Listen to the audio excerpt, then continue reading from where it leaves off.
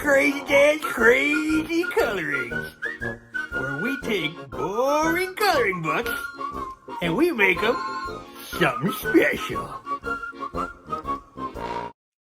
Well, hello there. Today we're going to take this picture of a bunch of school children and we're going to make it something insane. But first, I have some students with me today who have each chosen their own picture. Student number 1 has chosen to do the same picture I'm doing, so yay originality! Student number 2 is doing a picture of Kissy Missy in a conductor's outfit, for some reason. Student number 3 is choosing to do another Poppy's Playtime character, Spider, I guess. She will return to all of these later once they're completed, but first, on to our main picture. I'm going to start with this kid in the corner who looks suspiciously like Arnold from Magic School Bus. We're going to widen his eyes and his mouth, make him look really creepy. Then we're going to take the kid on the other side, darken his eyes entirely, and also give him some scraggly teeth and a gaping maw.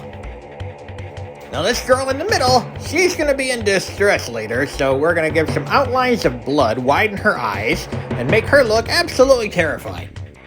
Now this will not immediately become clear, but what I'm going to do is cut off this girl's hand, and I'm going to take it and form it right into the other guy's arm to make her hand completely disappear. Make it look severed at the end. It's going to be pretty cool when it's done. And due to the easy positioning, this kid at the bottom is going to have a knife in his hand. And we'll give him some cool sunglasses too, because why not?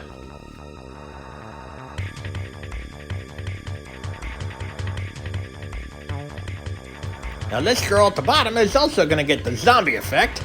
And though I didn't plan it this way, she actually ends up looking the scariest of all of them, really. Zombies may live and die and live again, but a good joke is forever.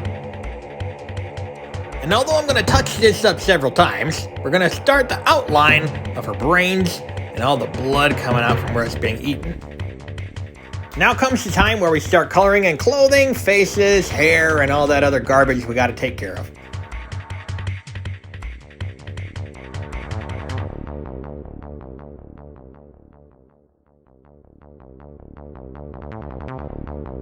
Now this time I'm going to start with the colored pencils on the blood and the brain area and add the markers in later. And all the zombies in the picture are going to get kind of a gray or blue overtone to their face, despite still having some rather magnificently bright colored clothing. Now there's that hand we made disappear earlier. Now we can color in the bloody stump. And as I said before, this part usually requires several different layers, but make some pink for the top part of the brain, and all the blood parts around the edges get much darker, especially around the mouth of the zombies and where it drips into her face. And after adding blood to all the zombies' mouths for effect, we'll move on to coloring in the actual people who are human in this picture. Now this kid here, I tried making his shirt a little less boring and putting some kind of insignia on it, but kind of turned into its own thing, so yeah, go with it. I picture this guy as kind of the Roddy Piper of the group. I have come here to chew bubblegum and kick ass, and I'm all out of bubblegum. And the perfect touch that I've been learning recently is using a toothpick to add brightly colored eyes with paint. Looks really, really nice, and I don't think I'm ever giving this technique up.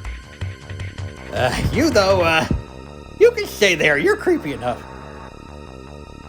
Well everybody, thanks again for joining me while we turn these cute little children into zombies and soon to be new zombies.